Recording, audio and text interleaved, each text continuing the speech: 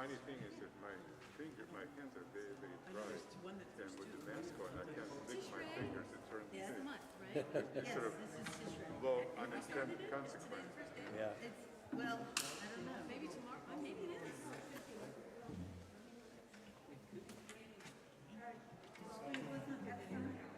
Yes. Is it usually more people in Erev or during the day? Night. Every single song is exactly the same. I'll do what I can. Boring. Oh, I don't agree. Yeah, that's a good place for us to send it. Is it okay?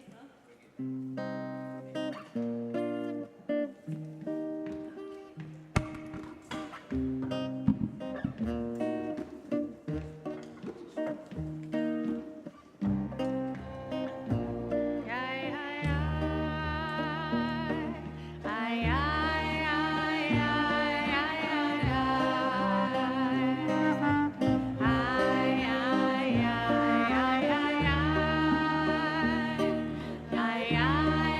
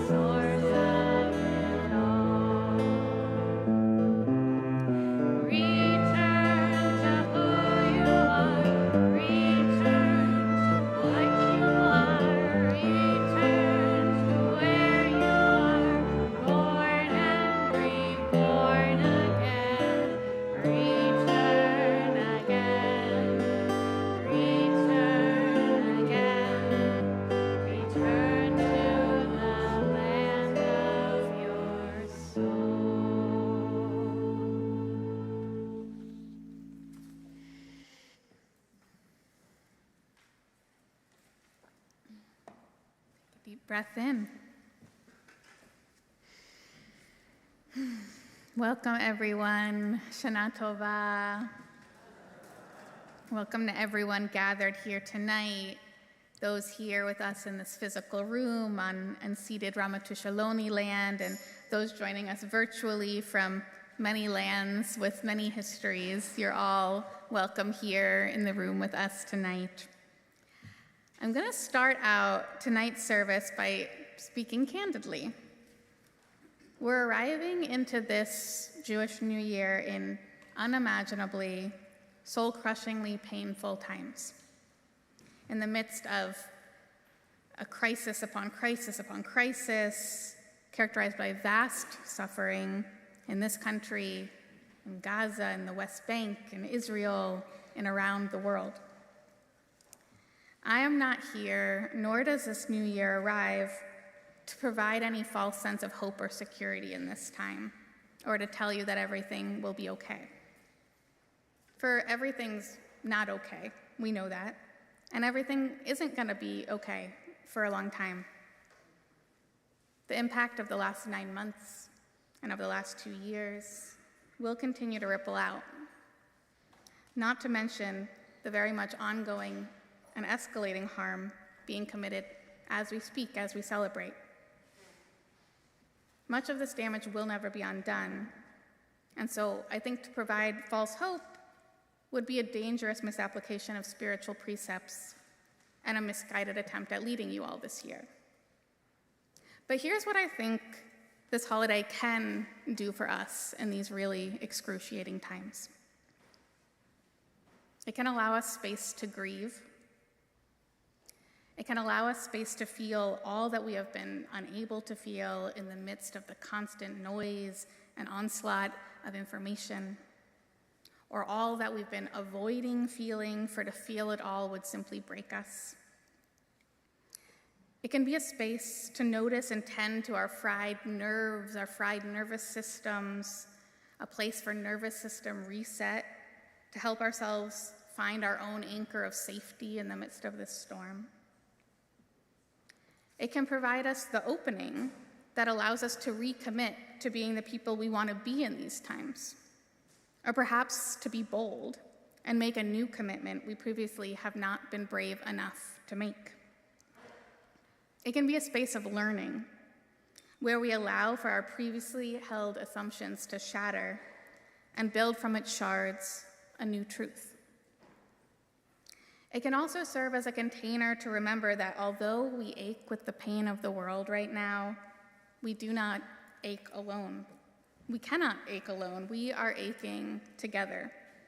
We are all right here, and we have each other. Yes, in our pain, but also we have each other in the antidote to that pain, in our shared resistance against tyranny, and in our shared action for a better world. And last but certainly not least, this holiday can, and I believe should, serve as a reminder that joy can gleefully coexist along with pain, that joy must gleefully coexist along with pain. For when we lose the capacity to feel joy, to experience joy, to know joy, to be joy, we've lost.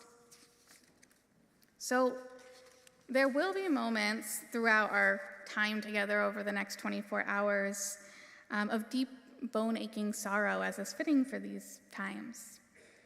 But there will also be, I hope, moments of transformative, world-rending, world-building joy.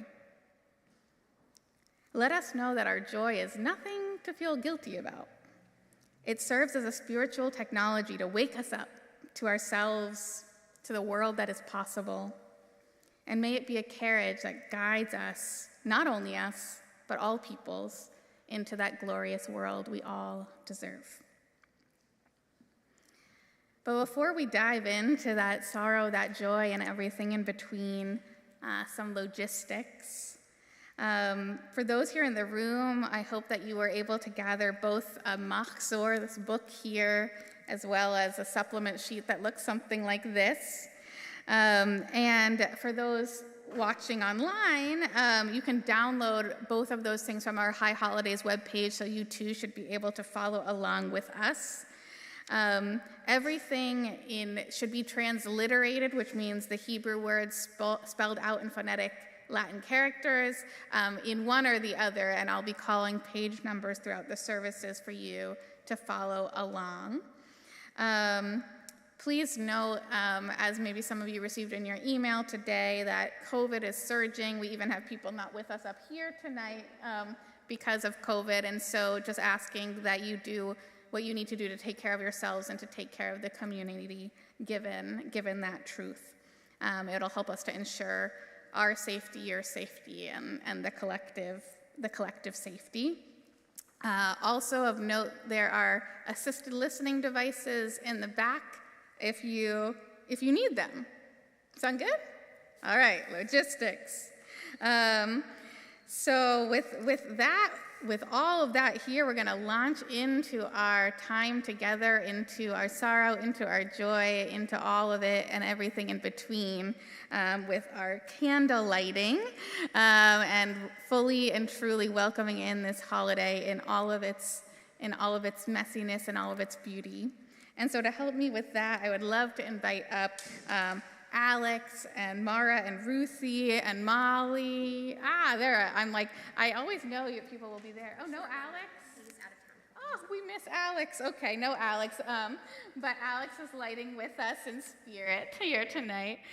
So we'll light our candles here together on page 28 in your Machzor. You can find the blessings. We'll sing the blessing over the candles, and then we'll also sing a blessing for new beginnings, the Shechachianu.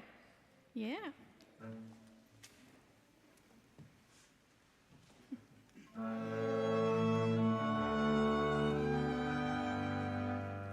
Baruch atah Adonai Eloheinu melech haolam asher kidshanu b'mitzvotav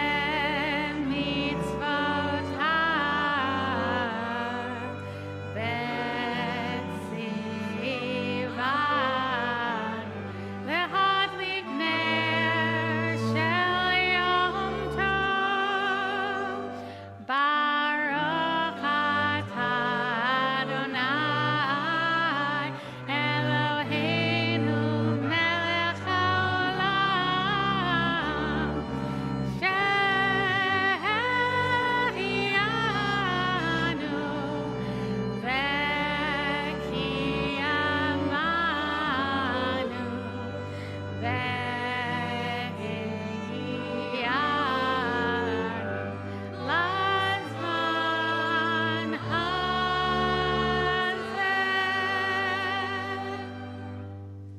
Shana Tova.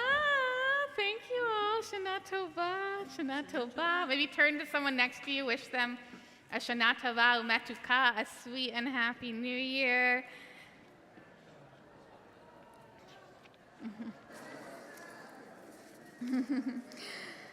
So each year, as many of you here know, if you've spent an Erev Rosh Hashanah with us before, we are blessed with the presence of Charlie Varon, who graces us with his year in review, where we're caught up on all that's happened between last Rosh Hashanah and this Rosh Hashanah. However, as Charlie and I were discussing this year, each year feels like it's getting successively a little more rough, I would say. And Charlie and I asked, okay, so what are we to do this year?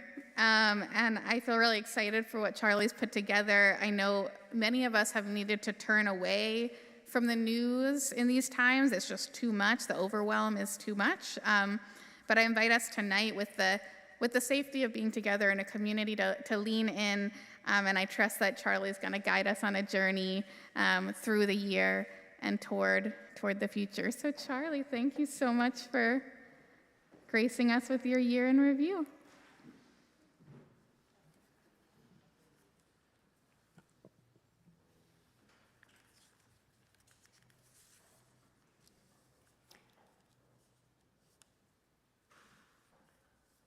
We gather this evening as a community, witnesses to the passing of another year. We remember, we reflect, we take stock. Since we gathered here a year ago, the Earth has completed another orbit around the sun.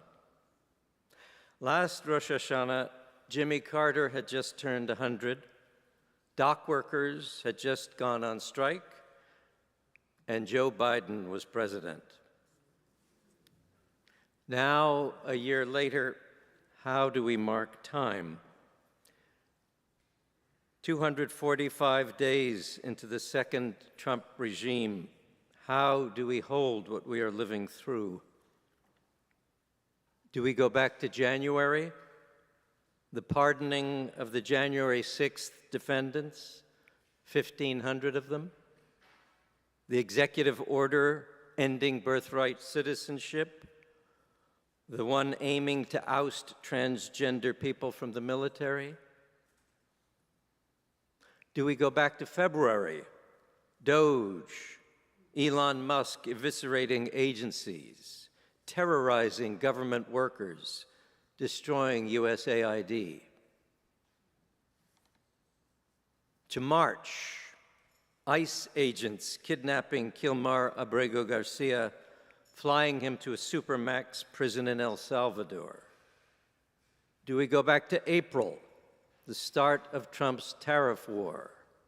To May, the executive order ending funding of PBS and NPR. To June, the ICE raids in LA, the mass protests, Trump sending National Guard troops. Do we go back to July, Congress passing Medicare cuts totaling $1 trillion? To August, Texas Republicans redrawing congressional districts to tilt elections in their favor.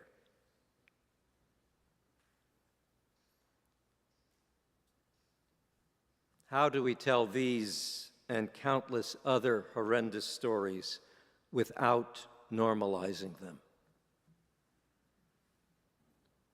Do we call it a hostile takeover of our country? Do we use words like catastrophe, autocracy, authoritarianism, fascism? When I hear the word fascism or say it, I try to tell myself, no, it's not exactly fascism, not a dictatorship, not yet. We will get through this. It will just take time. There are these cycles of history. Things will right themselves eventually. But will they? Do I really believe that? I've been delivering this year in review since 2010. I imagine us here in this room 15 years ago. What would our 2010 selves think if they saw the country we are now living in?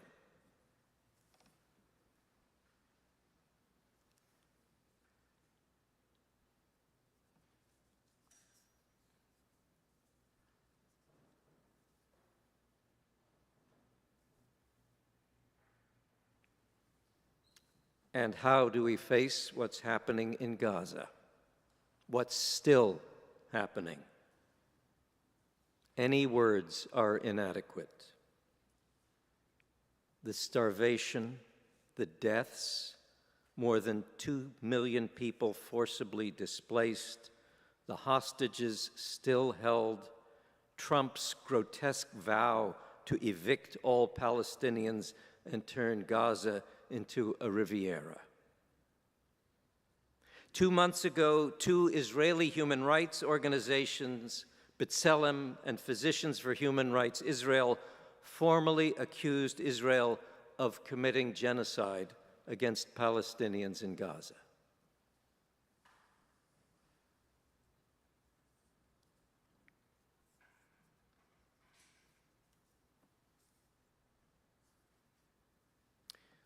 This was the year of the 12-day war between Israel and Iran.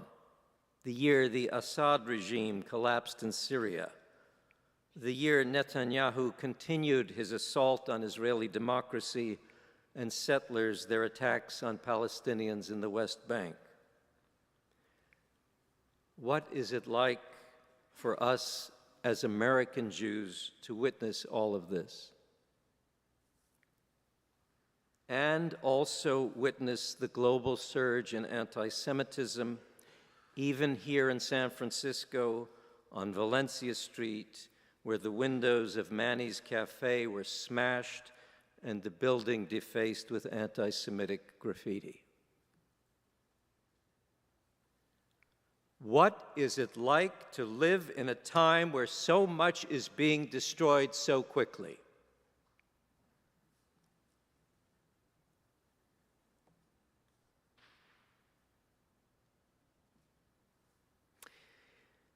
At moments like these, it matters what stories we tell ourselves. So let's remind ourselves of some things that have not been destroyed. Commitment. The commitment of 23 Democratic attorneys general working steadily to hold this regime accountable for their violations of law. Honor.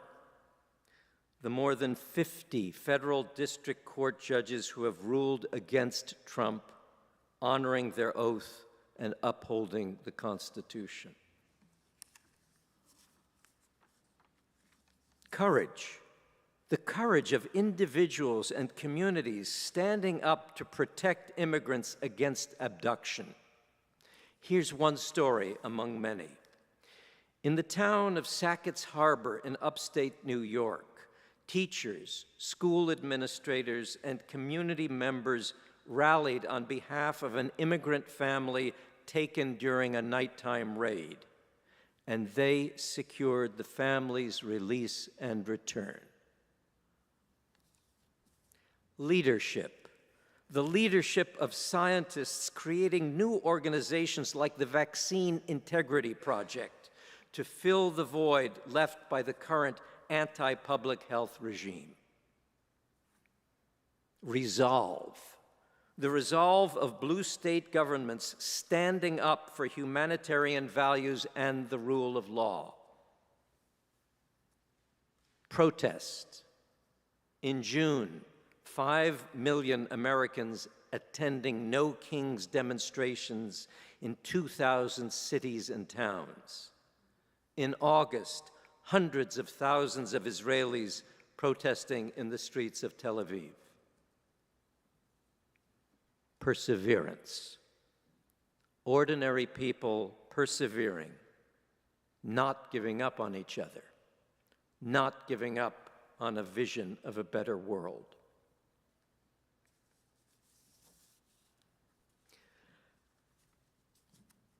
Some other things that happened in the past year. Former Philippine President Duterte was arrested for crimes against humanity. Brazil's former president, Bolsonaro, was convicted of attempting a coup and sentenced to 27 years in prison. In the past year, the civil war in Sudan continued, and Russia's war of aggression against Ukraine entered its third year. This was the year Claudia Sheinbaum was elected Mexico's first woman and first Jewish president. In the past year, wildfires raged in the Los Angeles area. The world continued to get hotter, and the Trump regime moved to undo Biden policies to mitigate climate change. In the past year, Notre Dame Cathedral reopened its doors, and artificial intelligence continued to surge. AI is now being used to analyze genetic conditions, improve healthcare, create manufacturing efficiencies, and arguably to surveil us all. In the last year in California, the state legislature passed controversial housing density legislation, and it put on the ballot Proposition 50, which would redraw the state's congressional maps to counteract the Texas power grab. In San Francisco this year, Daniel Lurie was elected mayor, Supervisor Joel Engardio was recalled, the number of drug overdose deaths continued to rise, and the city welcomed a new women's professional basketball team, the Golden State Valkyries. In the last year, the world lost Jimmy Carter, Pope Francis, Gene Hackman, David Lynch, Mario Vargas Llosa, Ruth Buzzy, Bill Moyers, Brian Wilson, Sly Stone, Cecile Richards, and Ethel Kennedy, who did not live to see her son Robert become Secretary of Health and Human Services. The world also lost John Burton, Nikki Giovanni, Roberta Flack, Robert Redford, Giorgio Armani, and Tom Lehrer.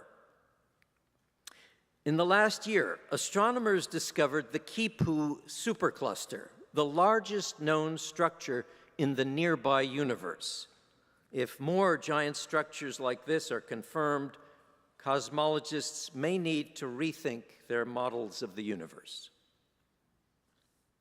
In our community in the last year, we celebrated new babies, b'nai mitzvah, graduations, and weddings. Teeth were lost, new teeth grown, many hours of homework were done. Parents and grandparents took care of children, adult children cared for aging family members. A lot of us did the best we could for our loved ones. In the last year, without warning or preparation, human beings entered into moments of intense joy. In the last year, some of us have lost family members and friends.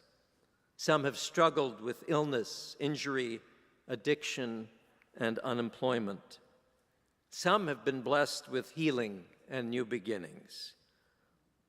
Let us reflect on what we have learned this year, what we've learned about ourselves, what we've learned about loved ones and about our community, what we've learned about the world, what we've learned about our purpose in life. Let me close this year in review with 3 quotations. The first is from the Talmud. In the Pirkei Avot, Rabbi Tarfon says, "It is not your duty to finish the work, but neither are you free to neglect it." The second quotation is from Sarah McBride, who was elected this year as the first openly transgender member of Congress. Representative McBride likes to quote her father, David McBride, who says, "If everyone has just a little bit of courage, then no one has to be a hero." And finally, the words of the political journalist Anand Girdadas. "This is not a tragedy. It's an assignment." Shana Tova. Thank you so much, Charlie, for those profound and moving words and for that assignment. And I think we just modeled that our practices when we're like, wow, that was great. We do what I like to call sparkle fingers. I think it's technically from ASL, or it's kind of like this, but we would do a little bit more sparkly. So if you're ever feeling excited about what happened, feel free to do that. And with that being said, and with that mandate and with that assignment, we're going to move our way into the prayer service to kind of integrate all that we've learned into our bodies and begin to kind of fortify ourselves into the new year. But before we do, I want to share a little bit about how we approach prayer here at Or Shalom. I think the main takeaway, if you could, just remember one sentence from what I say, is like, pray in your own way. Whatever that looks like is right and correct. we want your active participation in prayer. This should be a cacophony of sound and movement. Like that is, it's really Jewish for us to be loud and mobile. And so really, I invite you to participate even when things don't seem on the surface to be participatory. They are. Join us. This isn't a performance. This is a collective experience. Feel free to dance. Feel free to move your body. If you need to sit still and close your eyes, do that. If you need to lie down, do that. Really take care of yourselves. And when you don't know the words or you don't want to know the words, still sing if you want to. You can hum, you can clap, you can yai-da-da-da-da. It's all welcome. You'll probably hear the word Adonai a lot throughout the service, which is a word kind of for the Jewish divine entity, their proper name. Feel free to interpret that as expansively as you need to. The prayer book gives you a lot of options for what that word could mean. And last but not least, another intention, but this one will come in musical form, an intention for our prayer time together. You can follow along on page 2 of the supplement sheet if you'd like.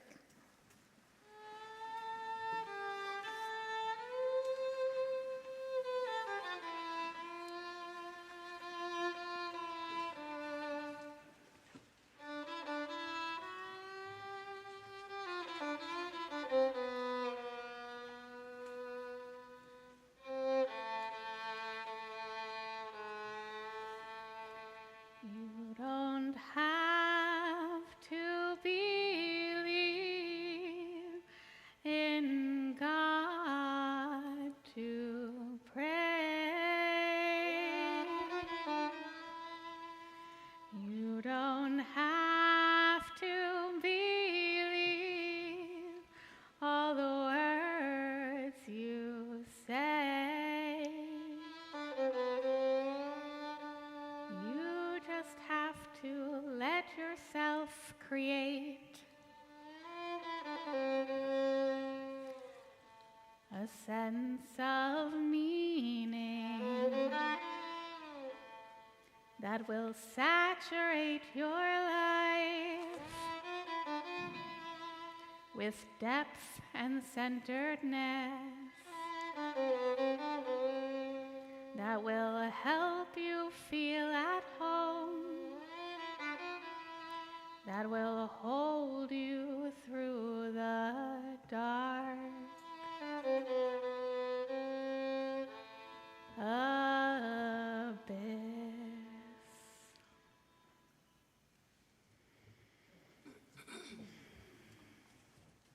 Invite you to rise and body your spirit, if you're willing and able, for the Baruch, the call to prayer, on page 62.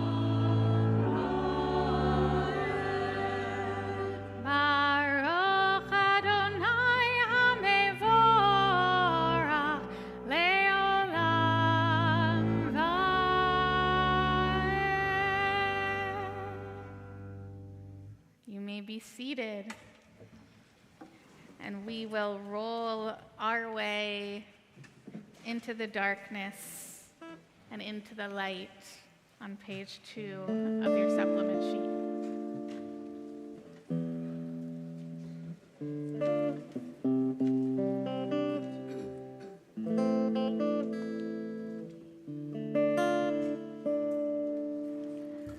Roll into dark, roll into light, night becomes day, day turns to night. Roll into dark, roll into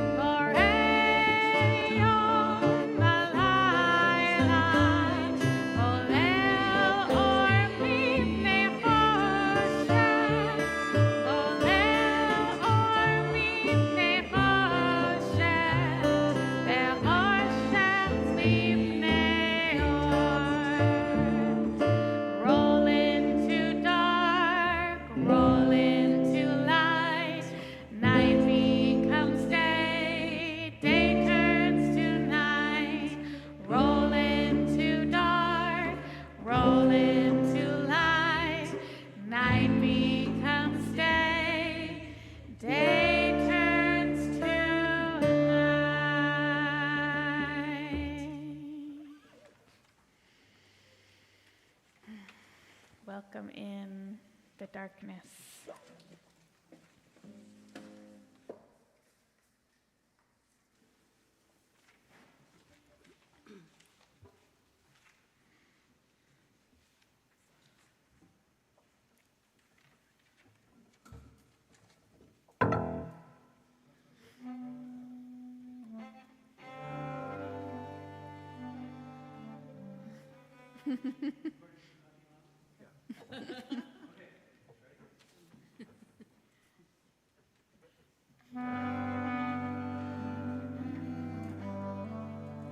Something beautiful is happening. I don't know what it is, but I love it.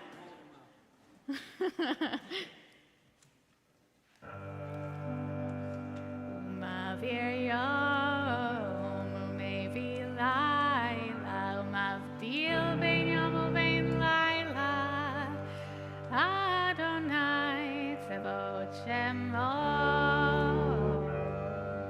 El chai v'kayam tamid yimloch aleinu le'olam va'ed Ay, ay, ay, ay, ay, ay, ay.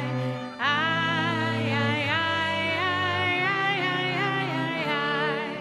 Ay, ay, ay, ay, ay, ay, ay, ay. Ay, ay, ay, ay, ay, ay, ay, ay. Ay, ay, ay, ay, ay, ay. Baruch atah Adonai hamariv aravim.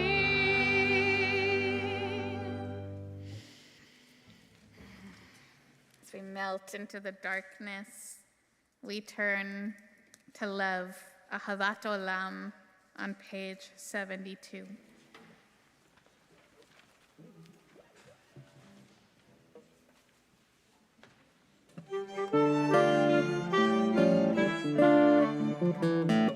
Ahavat Olam, Beit Yisrael, Amcha ahavta.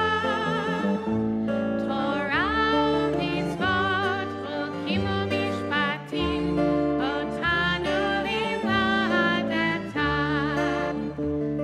Al ken Adonai Eloheinu, b'shofeinu u'b'kumeinu, nasiach b'chukecha, v'nismach b'divrei Toratecha, u'b'mitzvotecha, le'olam va'ed. Ki hem hayinu ve'orech yameinu ve'orech yameinu Uvahem neged yomam v'layla yomam v'layla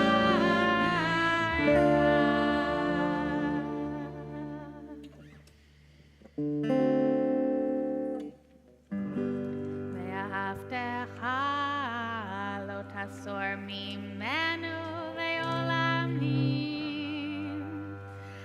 Ay, ay, ay, ay, ay, ay, ay. Ay, ay, ay, ay, ay, ay, ay, ay, ay. Ay, ay, ay, ay, ay, ay, ay, ay. Ay, ay, ay, ay, ay, ay, ay, ay. Ay, ay, ay, ay, ay, ay, ay.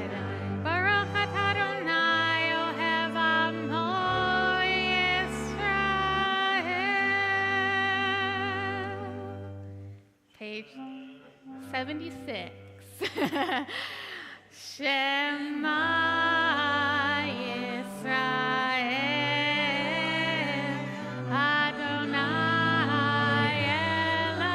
Eloheinu, Adonai Echad. Love now to invite Bodhi up to lead us in the Ve'ahavta, page 76.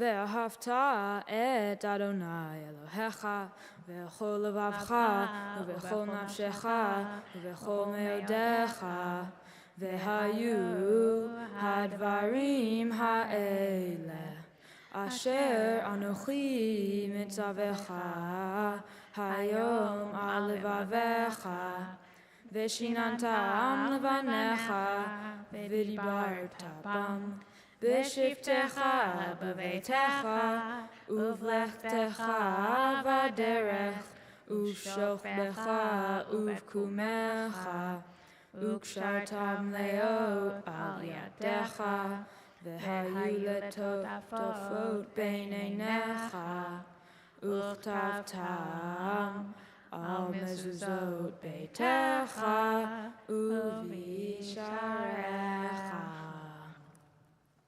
Thank you, Bodhi. I invite everyone, you can continue silently on your own through, it's a great question, through page 84, or you can do a silent and solo meditation on giving and receiving love.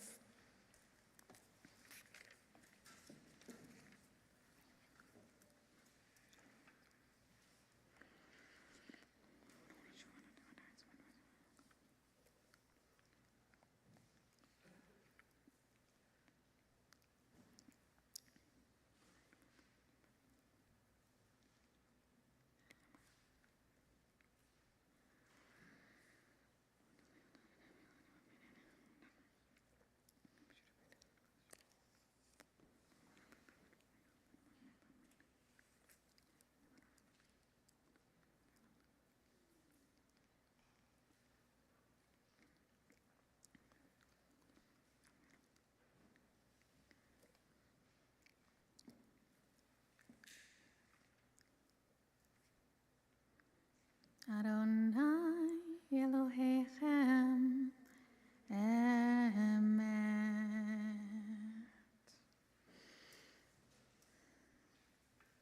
Some words of Torah.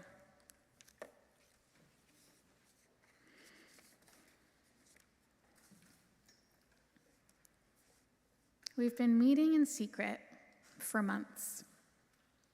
Behind the hush of closed doors and secret knocks, we have found our way to one another, each with our own story, with our own backgrounds, our own station in society. For our own reason, we are fed up with the status quo, a status quo that seems to serve no one, Israelite or Egyptian alike, perhaps except Pharaoh and his courtiers. Tonight we'll receive a report back from Amos, Aaron says. Amos, how are things looking down by the water? Pretty grim, Amos answers. I arrived at the riverside, as I do every morning, but with all the blood, the fish have all died. Pharaoh has sent servants to collect their carcasses for fear of permanent contamination. Otherwise, not a soul in sight. I was sent home, no fish to catch today. People are scared, and word around town is Pharaoh is scared too. Moses looks pleased. He whispers in Aaron's ear. Aaron turns. Good, he says. Fear is good. Great idea, Ma'at, nodding toward a woman in the corner. We've narrowed in on the very heart of things, their quite literal lifeline. And the symbolism of the blood, I couldn't have thought of something more poetic myself. Ramses, do we think this is enough to move Pharaoh? Is he going to let the people go? Unfortunately, no, says a man in seemingly royal Egyptian garb near the front of the room. At the cabinet meeting today, he was talking about a counterattack. I think we need to escalate. Okay, what are we thinking? Aaron asks the room. Ideas? Miriam pipes in. If water is so important to them, let's stay focused there for a moment. What else will continue to disrupt their access to water? What about frogs? Someone shouts from the back. Lots and lots of frogs. Or one giant frog, someone yells from another corner. Brilliant, Aaron says. Let's hone in. This is a meeting of the Erev Rav.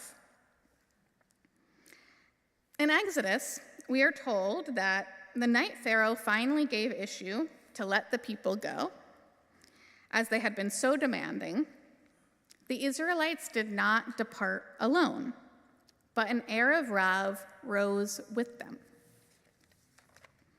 The term itself is never explained, and henceforward, there is no mention of the Erev Rav in the Torah. So there's much speculation as to what this Erev Rav is.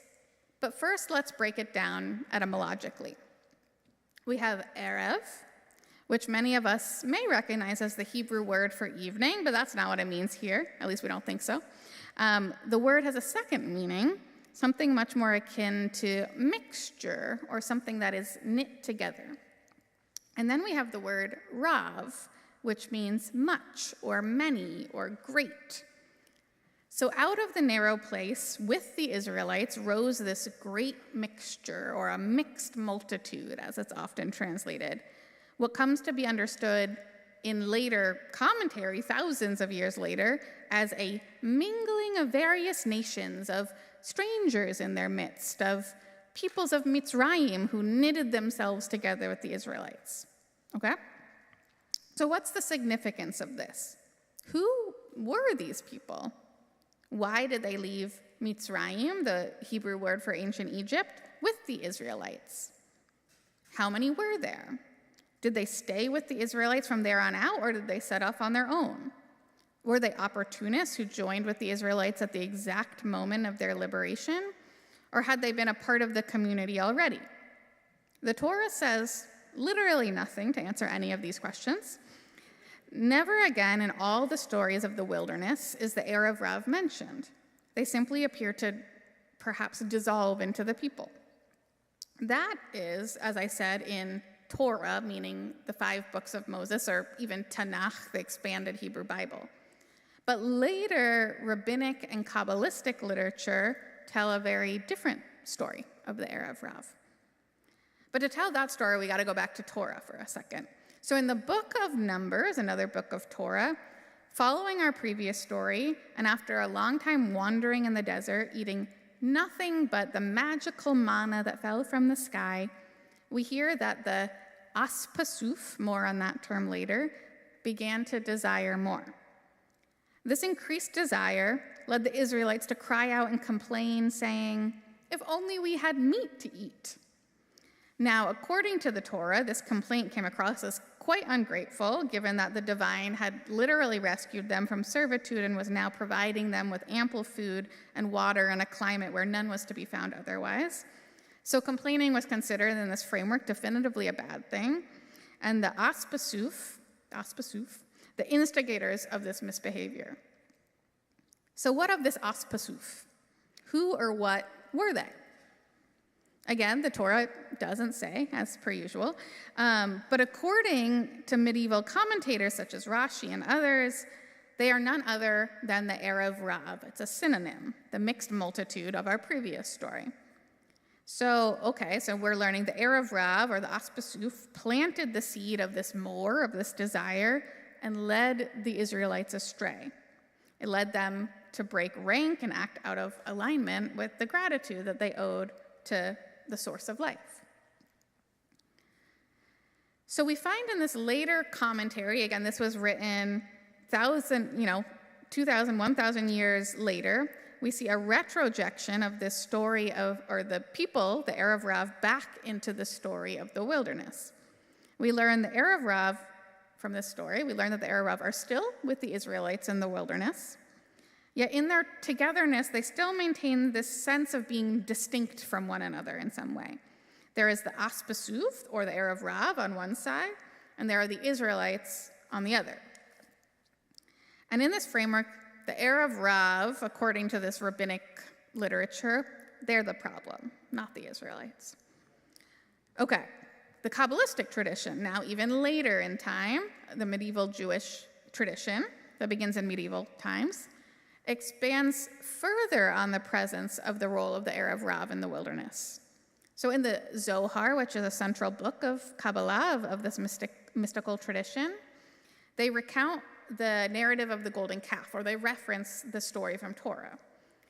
They cite the Torah, and the Torah says, when Ha'am, the people, saw that Moses was delayed in coming down the mountain, Ha'am, the people, gathered around Aaron and said, "Come, make us a god who shall go out before us, for that fellow Moses, we don't know what happened to him." Aaron then, in response to their ask, proceeds to make a golden calf, an idol for the people to worship.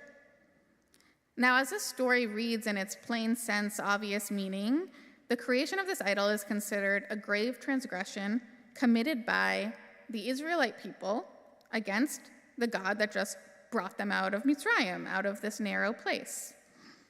But the Zohar is unwilling to accept this plain sense reading. Their logic is, oh, well, if the Torah had wanted to say Israelites, it would have said Israelites, but it said the people. So the Zohar's authors choose to ask the question, or make up the question, if the people were the ones to instigate the transgression, who were these people? And no sooner is the question asked than answered. Why? They're the Erev Rav, of course. It was the Erev Rav who convinced Aaron to make a false idol, not the children of Israel. The Erev Rav planted the seed, stoked the fear, and led the people astray. Okay, this is not the only instance in the Zohar that the Zohar indicts the Erev Rav for doing something bad. In the Zohar, we see this whole new definition of Erev Rav emerging. In earlier rabbinic works, the Erev Rav were being scapegoated, they were being blamed, so that we could say the Israelites had done nothing wrong. Oh, that was just the Erev Rav that did the bad thing, the Israelites are good. But the mistakes of the Erev Rav appear unintentional, simply perhaps a symptom of not being an Israelite. But in the Zohar, we are painted this picture of an Erev Rav acting with deceitful intent. Not only does the Erev Rav transgress, but they intentionally do so in order to lead the Israelites astray. The Zohar extrapolates from this story. Anytime the Torah says the people, now, is what the Zohar is saying, it is referencing the Erev Rav. So anytime it says, the people complained, the people challenged, the people rebelled, for the authors of the Zohar, these people are, never could be the Israelites, as I believe the Torah's authors intended. Rather, they're the Erev Rav, they're meddling, they're needling, they're attempting to destroy the Israelites from within. And so too today continues the Hasidic tradition, so again, even further in Jewish time. According to the disciples of the Baal Shem Tov, the founder of Hasidism, in every generation, the Erev Rav rise up against the people Israel. And with this exegetical turn, the Erev Rav is sealed in the Jewish canon as the eternal enemy from within. This rhetoric of the enemy within is all too familiar in our times. Quoting the current leader of the free world, "But you know, we do have an enemy within. We have some very bad people, and those people are also very dangerous. They would like to take down our country." As I believe we in this room recognize, there's no enemy infiltrating the United States trying to take us down from within, at least not in the way that Trump is implying.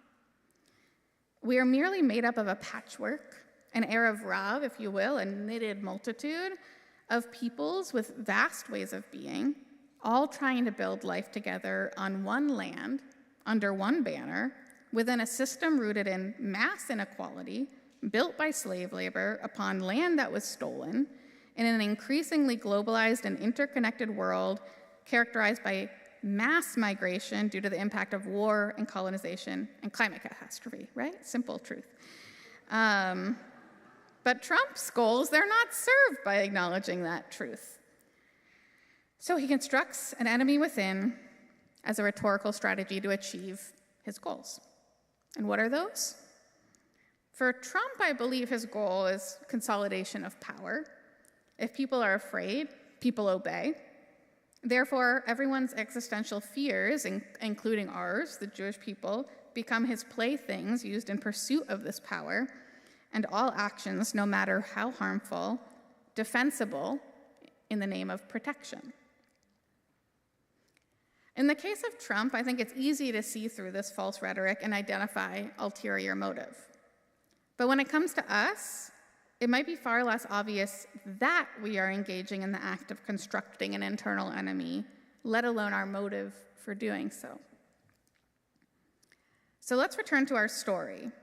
Why did our ancestors over thousands of years take two words from the Torah that are never again mentioned together and weave them into a grand tale of eternal precarity and what could be considered the greatest threat to the Jewish continuity and existence? Why did they fashion for themselves an enemy within? The authors of the Torah wrote a book that's imperfect, of imperfect characters, of imperfect stories, of flawed characters acting in flawed ways, and yet still being deserving of life, of land, of community, of home. But its later Jewish readers and interpreters could not grok that imperfection for whatever reason. They could not grok having an imperfect ancestor. Rather than acknowledging that our mythic ancestors frequently and continuously messed up and still not only survived, but remained in covenant, in relationship with the one that they caused harm to, God in this instance, they instead invented an enemy onto whom all blame could be cast, thus rendering the Israelites wholly innocent. And then they led us, I think accidentally, to fear that illusory enemy, not only historically, not only literarily, but contemporarily. So it begs the question, why were our ancestors unable to accept the imperfection of their ancestors? Perhaps it was because they didn't want to see themselves as in the lineage of wrongdoers, or perhaps their present was riddled by wrongs, by questions, by loss of faith, and they needed ancestors they could believe in, ancestors who modeled a different way. And if they could just change the story, so they tweaked the meaning just a bit here and there, just slightly, and they scapegoated this other group that they made up, and it didn't matter anyways. What could be the harm of that? And before they knew it, they had created a beast that grew out of their control until they forgot altogether that this beast, the enemy, was of their making. They began to fear the work of their own hands. I do not believe our ancestors, as was the case with Trump, had malicious or selfish intent in the construction of an enemy within. Rather and more often, I believe people construct an enemy within because they're not willing to face the real root of a problem and their own culpability within it. But as we've learned, avoidance of culpability can create new and often harmful realities. The concept of the Erev Rav as the enemy within has been thoroughly integrated into Jewish thought and life ways, quite explicitly within Orthodoxy, where the danger of the Erev Rav as the enemy within is discussed openly, but I believe also more subtly and unknowingly within liberal and secular Judaisms. And this concept's prevalence, however subtle, I believe is one primary factor leading to the increasing isolation of the Jewish people from other peoples with whom I believe we would otherwise be in solidarity. Let me provide an example. I met recently with a representative from the Jewish Community Relations Council to discuss our relationship with them and some differences I saw in how they were organizing versus how Shalom was organizing in these times. One thing we discussed were the ceasefire resolutions that were being voted on back a year or two ago. I said to them, putting aside those ceasefire resolutions were right, were wrong, I fear the optics. I'm worried that by an organized Jewish bloc showing up en masse on one side of the aisle and seemingly every other marginalized community showing up in coalition on the other side of the aisle, we're setting a dangerous precedent. And while their argument against the resolution may have been international affairs have no place in city politics, the optics of this positionality, whether it was intentional or not, is that we, the Jewish people, can only be safe if we are siloed and completely alone, set apart from other peoples. That we, the Jewish people, are only safe if they're not safe. It's a zero-sum game. Except Jews did not fall on just one side of that aisle in those conversations. There were Jews, potentially in this community, on both sides of the aisle. And this ideological aisle expanded, I think, to become much more than just what you thought about a ceasefire. It became a litmus test of your Jewishness. Who is a bad Jew and who is a good Jew? Who is a real Jew and who is the Erev Rav, the enemy within? And we're all accusing each other of that. Except that none of us are the Erev Rav. None of us are the enemy within. In the sense of enemy within, there is no such thing as an Erev Rav. The American Jews speaking against the ceasefire resolution are not the Erev Rav. The American Jews speaking for the ceasefire resolution are not the Erev Rav. The American Jew who believes the Jewish people will never be safe without the state of Israel is not the Erev Rav. The American Jew who believes the existence of Israel as a Jewish state makes Jews everywhere less safe is not the Erev Rav. The American Jew terrified of rising anti-Semitism is not the Erev Rav. The American Jew sick of being called an anti-Semite for their anti-Zionism is not the Erev Rav. Neither is the Palestinian American crying out for their family under bombs falling. Neither is the average American citizen protesting in support of Palestine. None of them, none of us are the Erev Rav. We may not all agree about the path to liberation. We may not all agree about what keeps us safe or even whose safety we should prioritize and in what order, but we're not enemies. Turning each other into the enemy serves no one. Turning the other into the enemy serves no one. In fact, it's an act of harm against both self and other. We do not get free that way. No one gets free that way. I want for there to be an Erev Rav, need for there to be, but in the sense that I believe the Torah's authors intended, of peoples who too required liberation and saw their liberation as inextricable from ours. There's a midrash that states the Erev Rav did not join with the Israelites just at the moment of their liberation as opportunists, but joined with them far before. And thus, when the firstborn of every ancient Egyptian was struck down during the 10th plague, the firstborn of the Erev Rav, despite many of them being Egyptians themselves, survived. They were so integrated into the Israelite people that their fates were now bound together. Their safety, our safety. Their fates, our fate. What would have happened if the Israelites had slammed the door in their face? Not allowed the Erev Rav in? How many more deaths? How much more suffering? Would the Israelites even have gotten free if not for the Erev Rav choosing to rise with them? I personally want to follow the lead of these mythic ancestors. The ancestors who chose to be vulnerable enough to let other people in, to trust them, to trust their motives, their intention, even if doing so might very well have increased the risk, threatened their safety. But instead, the Erev Rav was saved, and so too were we in kind. I know so many peoples who are ready and willing to be our Erev Rav. Can we find the same eagerness to be theirs? I see us already on our way there. What will make us feel safe enough to join with them, knowing that no one's safety, not theirs and not ours, no safety is ever guaranteed, not by solidarity and not by sword.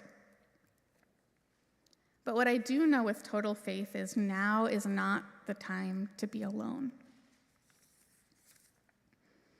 So what if our ancestors had chosen to read the story another way?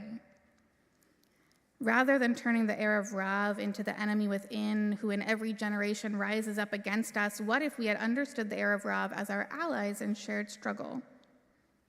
Those who joined us not to destroy us, but because they too required liberation, and they realized that their liberation and our liberation were one and the same.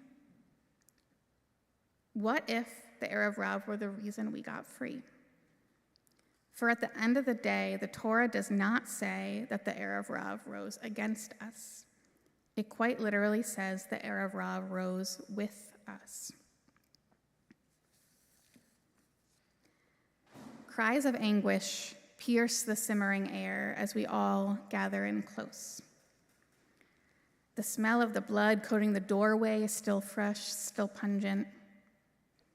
Everyone appears worn down and terrified, yet in the reflection of each other's eyes, there glimmers glorious possibility. Some had made the choice to stay behind in the end. They had smuggled in jewels and coins and every kind of treasure from their homes across the river and showered it upon us, hugging us close as they did. And some had gathered their own rucksacks and stood, too, ready to depart with us. Moses whispers into Aaron's ear, and Aaron reports. Pharaoh has given in to our demands.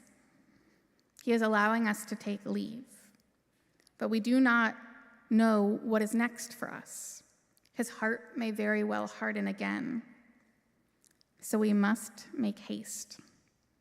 At dawn, we rise. At dawn, we rise.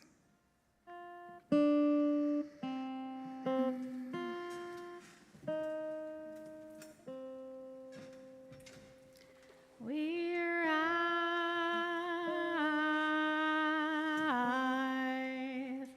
humbly hearted rise,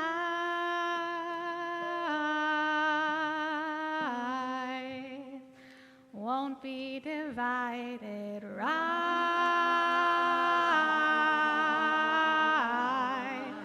with Spirit to guide us, rise,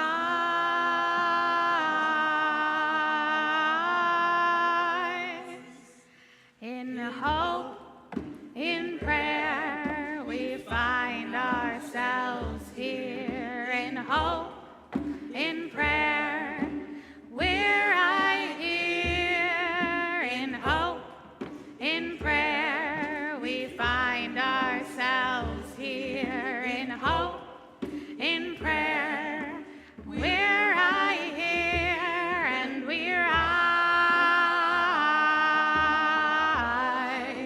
all of the children rise, elders with wisdom rise, ancestors surround us, rise,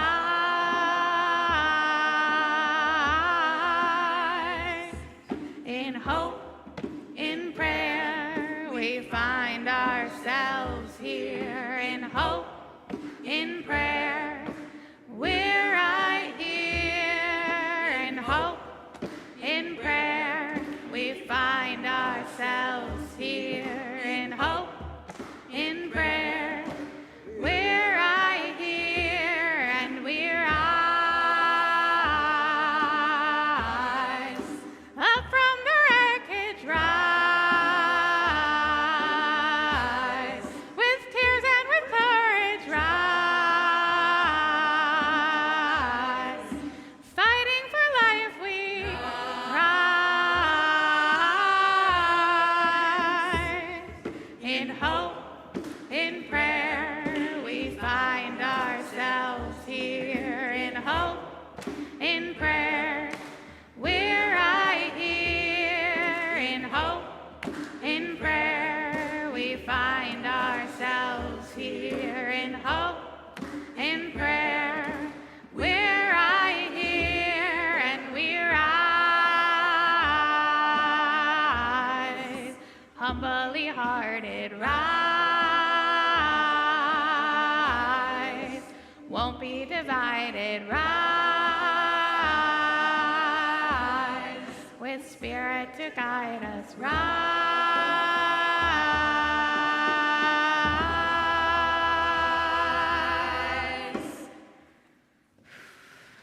May we rise together into this new year.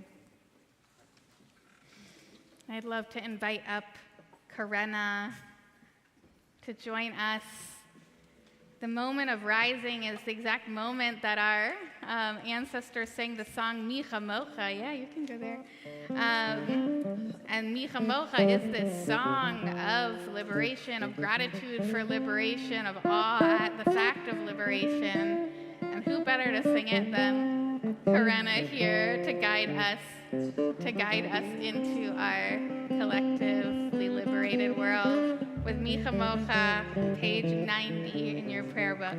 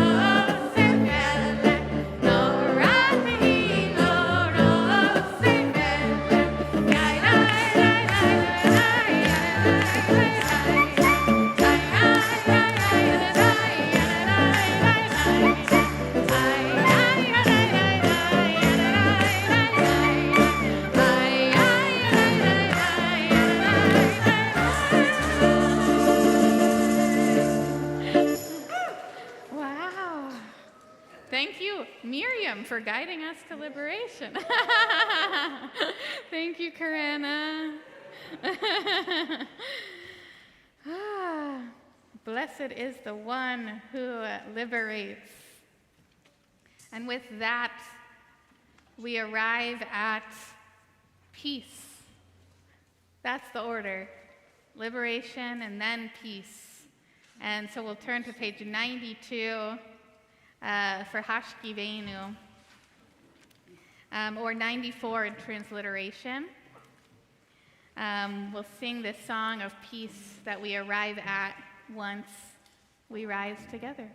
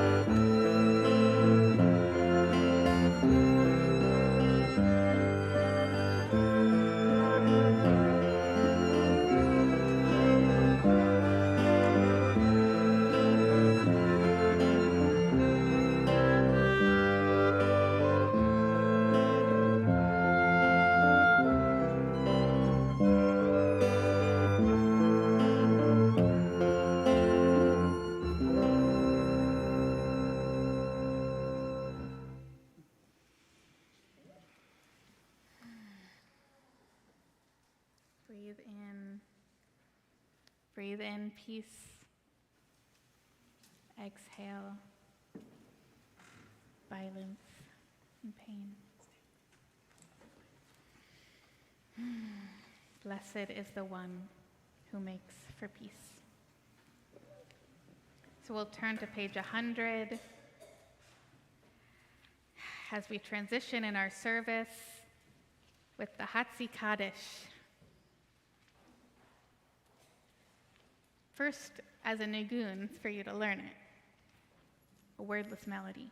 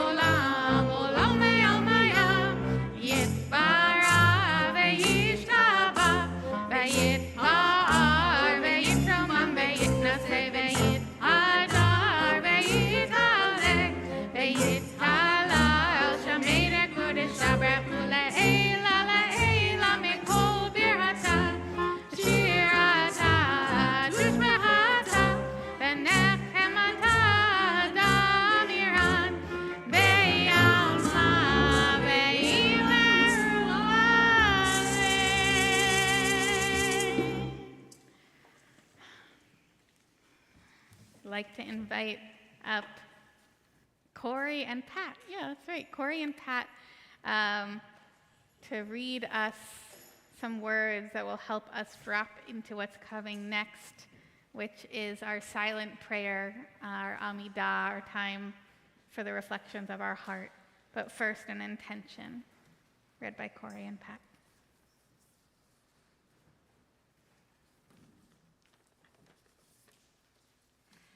Praying the Heart by Elizabeth Cunningham. You can only pray what's in your heart. So if your heart is being ripped from your chest, pray the tearing. If your heart is full of bitterness, pray it to the last drag. If your heart is a river gone wild, pray the torrent. Or a lava flow scorching the mountain, pray the fire. Pray the scream in your heart, the fanning bellows. Pray the rage, the murder, and the mourning. Pray your heart into the great quiet hand that can hold it like the small bird it is. So with those words in our heart and birds in our hand, we'll rise body or spirit as you're willing and able for the silent prayer. We'll enter into it with one more kavanah in Hebrew that our words flow through us, and then invite you into silent meditation, which, if you want the traditional words, they begin on 104 and continue through 126, or there's readings available throughout the book as well. Adonai zafatai tiftach lofi agita hilatecha. Adonai zafatai tiftach lofi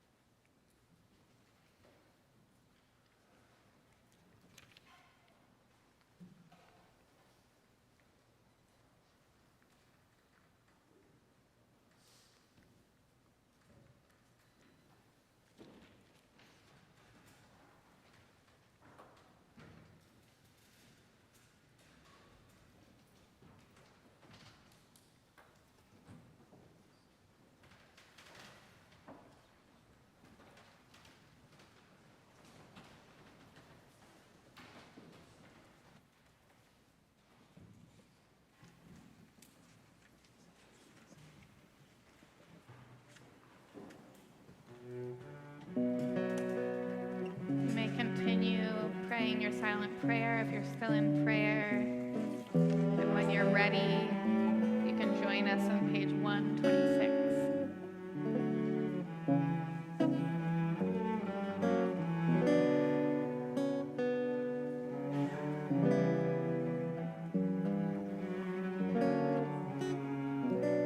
Oh, say shalom v'bracha. Say shalom aleinu. Ve'aleinu.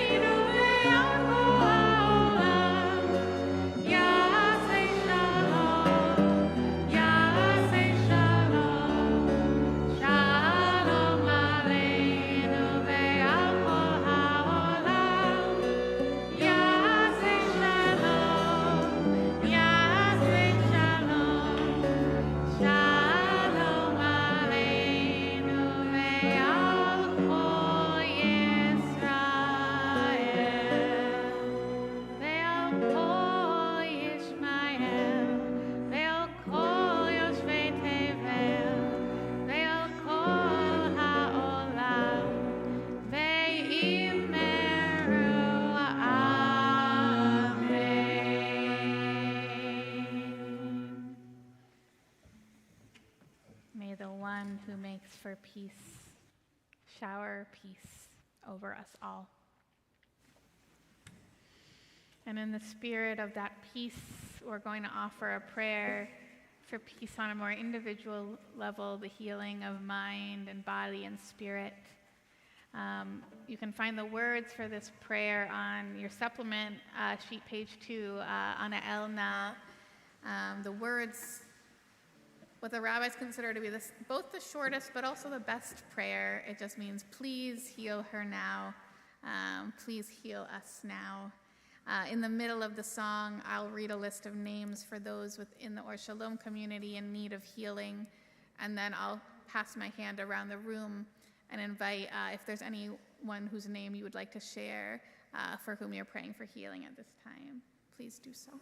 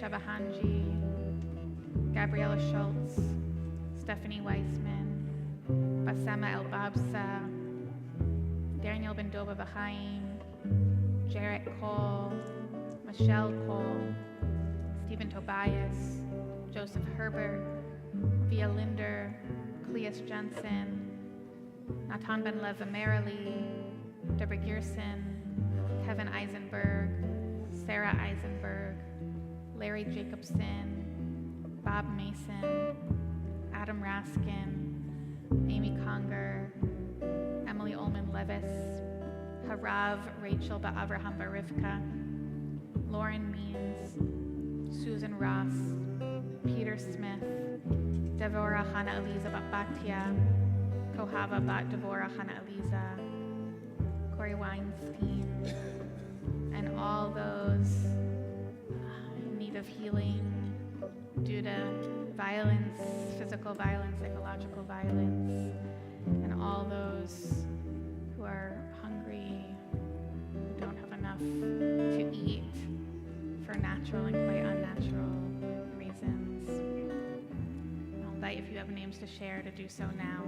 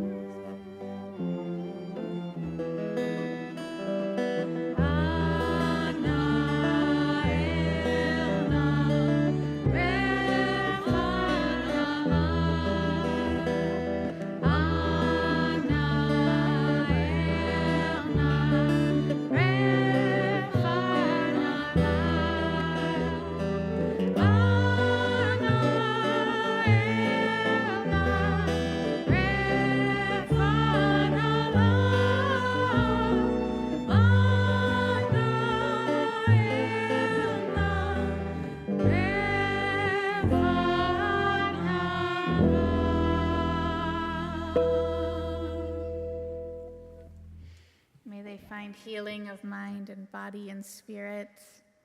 And may the collective resource we're generating in this room over this holiday be a source of healing and feedback into the collective healing process.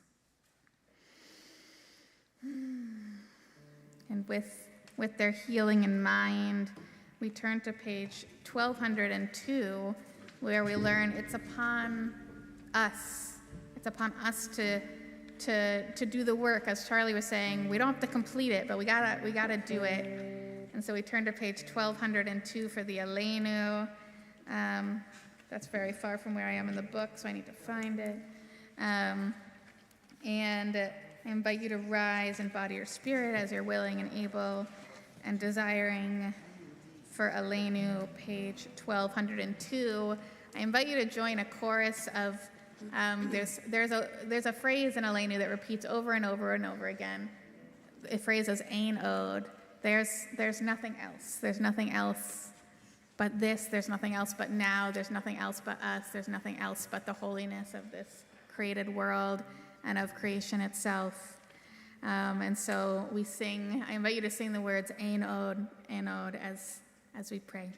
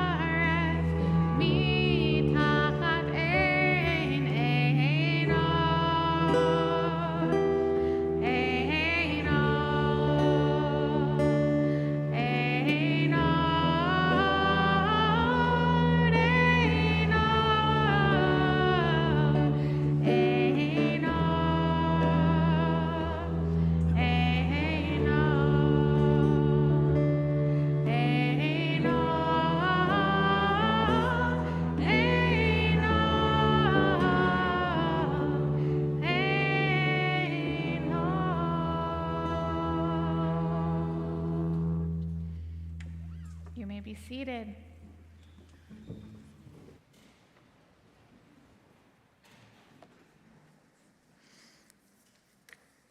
So throughout these times, throughout the month leading up to this day and throughout the high holiday season, there's a psalm that we're invited to recite daily, Psalm 27.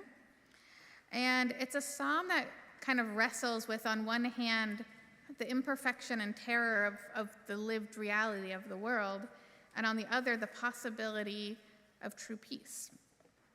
And in the part of the song that we are about to sing, and that many of us most often sing, the psalmist says, there's one thing that I ask, there's just one thing that I seek, just one thing, to dwell in Beit Hashem, in the house of the Holy One, all the days of my life.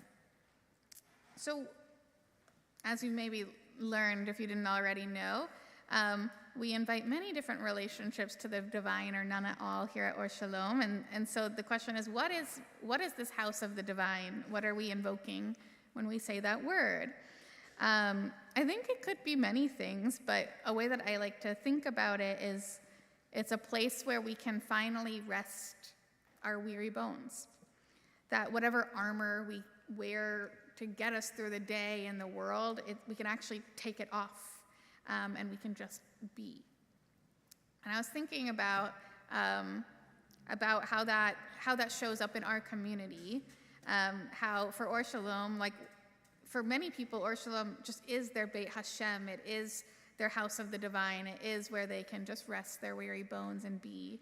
And for others, we fall short. And I don't think anything's meant to be everything, but there's more that could be done. There's still a need for some armor. And I've been thinking about this, how this community is vast and diverse, and that's the beauty of it. And that means that sometimes some people feel more comfortable and more safe than others in this community. But I think in the spirit of rising together, in the spirit of this year's theme, I want to call us as a community into a sacred task in the spirit of Psalm 27, which is, what can we be doing to continue to build this community, the Or Shalom community, into the Beit Hashem, into the holy house, into the restful house that we all need?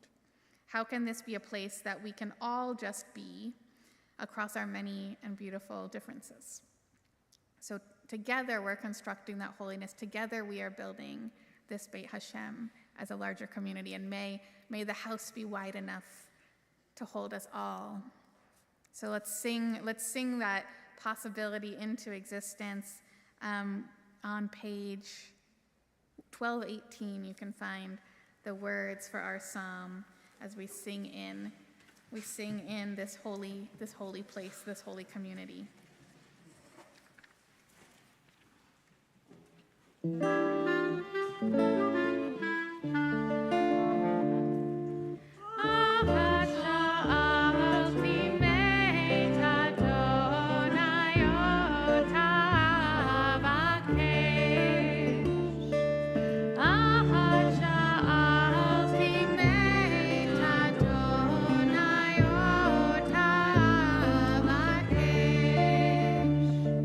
Shifti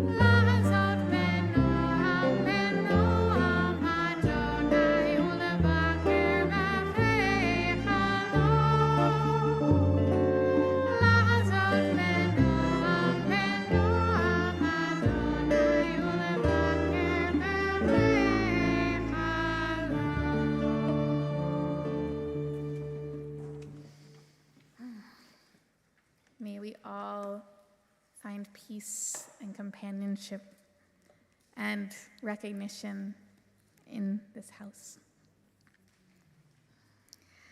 And so we're reaching toward the end of our service. We're reaching the moment where we call in all those who can't be with us in body here anymore, but who are so much with us in spirit.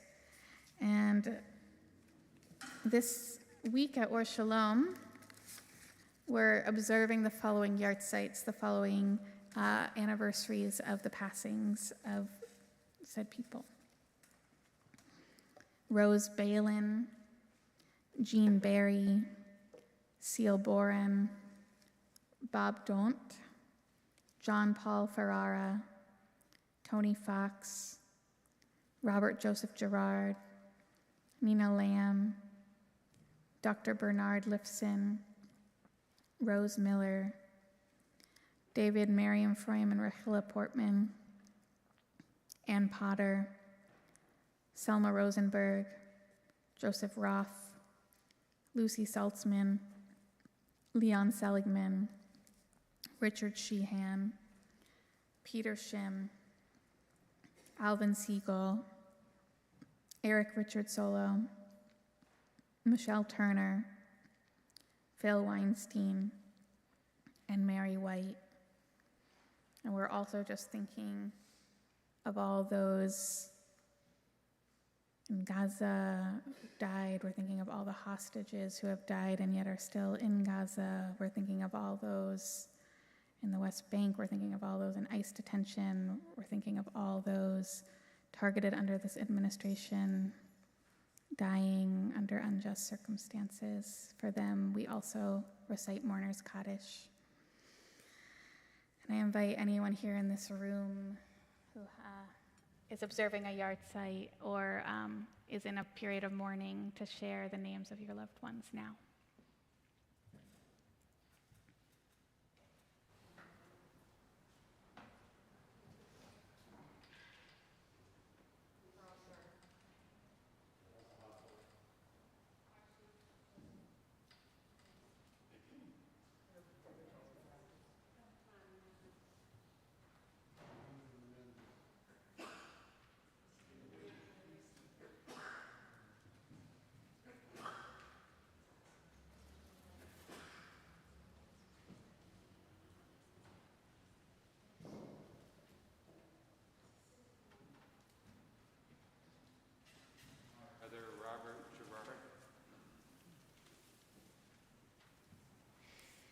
So for all those named and all those unnamed, we'll recite the Mourner's Kaddish. If you're in a period of mourning or observing a yahrzeit, or if it's your custom, I invite you to rise in body or spirit, and we'll turn to page 1216 for the Mourner's Kaddish, 1216.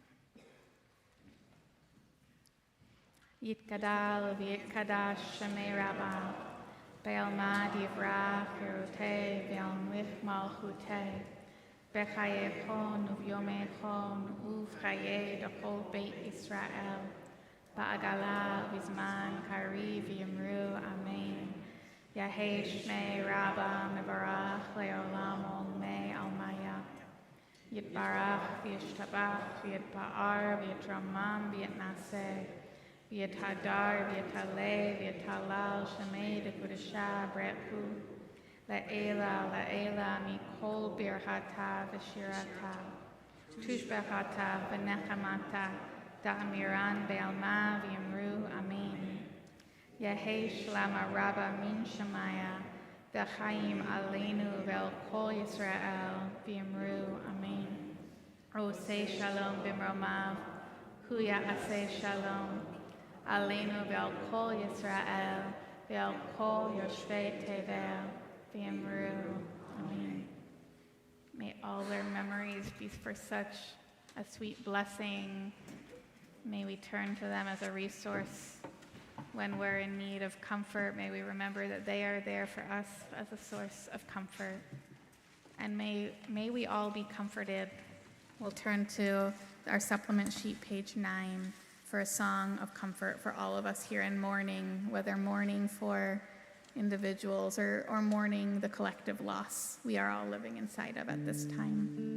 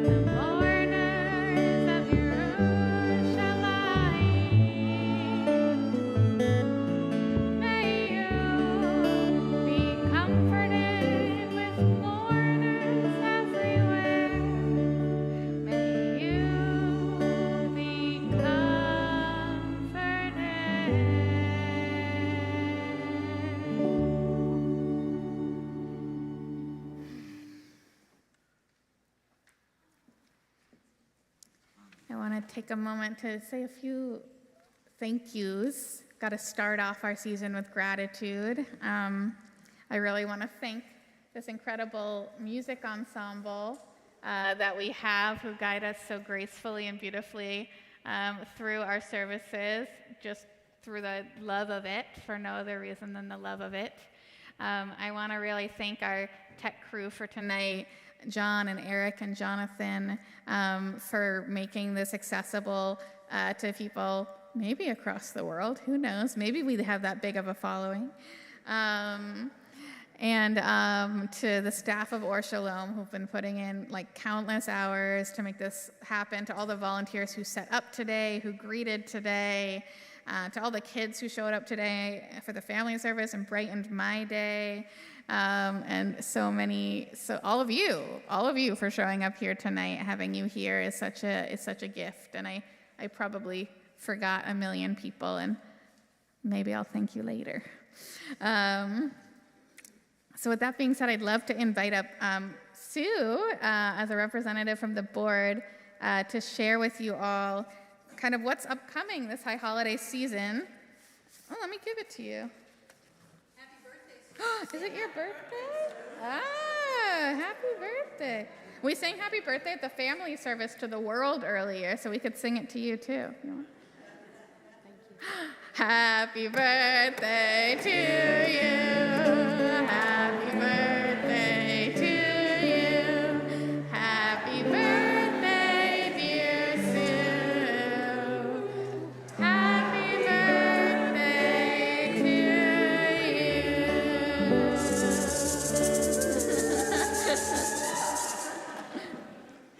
Hi, everybody. Hello, good people. I did want to say that thank you. Like, Or Shalom is such a gift for, I know, all of us, and thank you, Rabbi, and everybody, and to be able to share this night with you on my birthday, 64,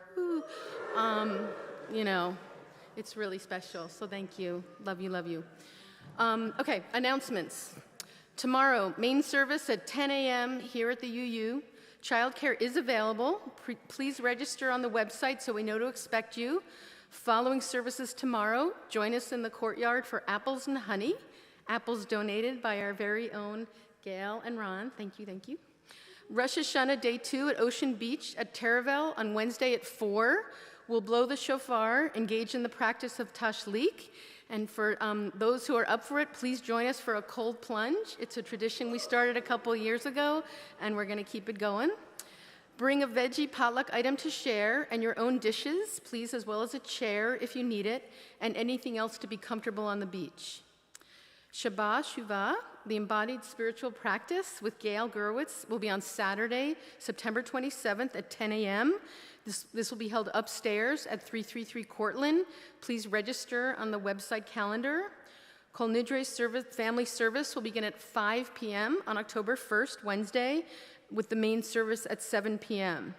Full day of Yom Kippur services, childcare workshops, yoga, Ne'ilah, break the fast on Thursday, October 2nd. Sukkot, many Sukkot activities coming up. See High Holiday page for full details. Help build the Sukkot on Friday the 3rd. Let the office know if you can help. Family program launch, Sukkot decorating on Sunday, October 5th. Lulav foraging program on Sunday, October 5th at Alamany Farms. Shabbat in the Sukkah, Friday, October 10th. Simchat Torah, join Or Shalom, Kehillah, Community Synagogue, and Bay Area Jews for Justice for a joyous multi-generational celebration of Torah. We'll unroll the entire scroll, reading its closing and opening verses, and then head outside for spirited dancing with Kehillah's 20-member plus klezmer band. We've arranged for a party bus to transport us from Cortlandt. Please sign up for the bus as spaces are limited. See website for sign up. Get on the bus. Or Shalom Community School for grades 1 through 6 starts on Tuesday, October 21st. Enrollment is open. New members are welcome. We also have a new tot program, Shabbat Shalomies, and a new teen program this year. Website has full details. See you tomorrow. Thank you, Sue. Oh, I just got tangled. Thank you so much. Oh, wow, that's a lot of things. Who's excited? Oh, just one person, okay. The rest of us are dreading it, okay. So we're coming to the close of our service.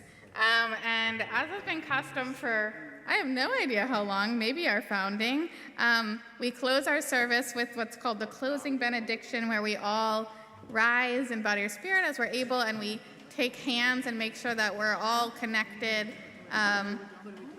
if we feel comfortable, with consent, connecting with others as we sing our way home and sing our way into sleep and into tomorrow. Well, it's on the I think it's on the final. It's on multiple pages of this if you need it. On page 5 as well.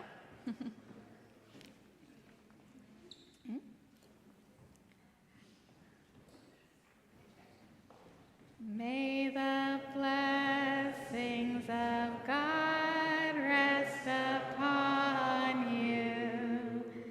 May God's peace abide with you. May God's presence illuminate your heart now and forevermore.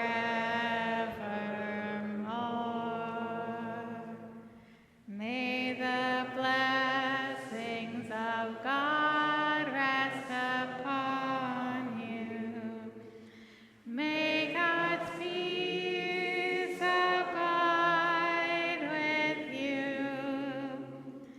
May God's presence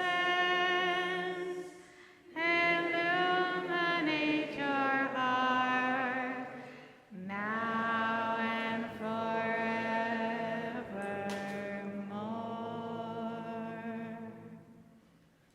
Shana Tova Umetuka, everybody. We'll sing our way out with Adon Olam. We'll see you in the morning. You need help getting back up?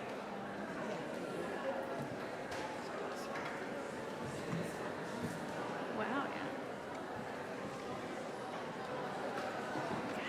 We lost the cello, it's okay. Adon Olam is on page 1224 if you want to follow along, but feel free to just dance.